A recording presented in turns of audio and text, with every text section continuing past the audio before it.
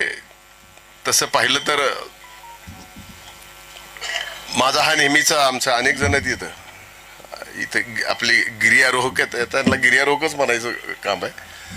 आम्ही पार आरोग्य मारुतीपर्यंत यायचो, पण काही जणांना असं होतं की नाही म्हणले इथून पुढे जायचं, इथून पुढे बी जायले. मला त्यावेळेस डॉक्टर कराड साहेब सुद्धा जात होते, तुम्ही सुद्धा जात होता.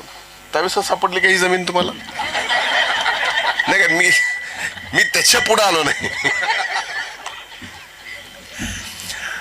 पण एक नक्की आहे की शेवटी अशा जमिनीवर, ज्या जमिनीवर कुसळ सुद्धा उगू शकत नाही, ज्या जमिनीवर फक्त मुरुमाय मुरुमाच्या पलीकडे काय नाही, अशा ठिकाणी आपण सोलारचा प्रकल्प या ठिकाणी उभा करता, ही नक्कीच अभिमानाची गोष्ट आहे. माझ्यासाठी तर नक्कीच या भागाचा आमदार म्हणून मी दुहेरी तुमचं अभिनंदन आणि आभार मानतो की आपण या ठिकाणी या सबस्टेशनला गेलेली जी ऑन ग्रीड तुमची 2.5 मेगावॅट आहे, तीच या सबस्टेशनवरून ज्या शेतकऱ्यांना जाणारी वीज आहे ती जाणार.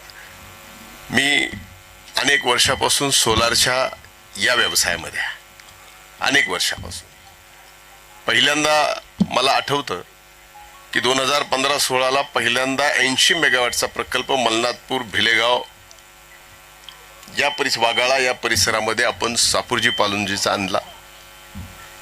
माझी म्हणजे अण्णांनी घेतलेली तिथे जमीन होती, ती जमीन आपण त्या प्रकल्पाला दिली. त्यावेळेस ते प्रकल्प फार लवकर पूर्ण झाला. 9 वर्ष ऑन ग्रीडवर चालणारा हा मराठवाड्यातला पहिला प्रकल्प आपल्या परळीतला आहे. आज 9 वर्ष झाला ऑन ग्रीड आहे.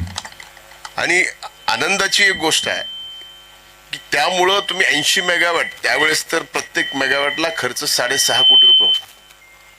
त्यावेळेसची गुंतवणूक बघा आपल्या तालुक्यात किती आली.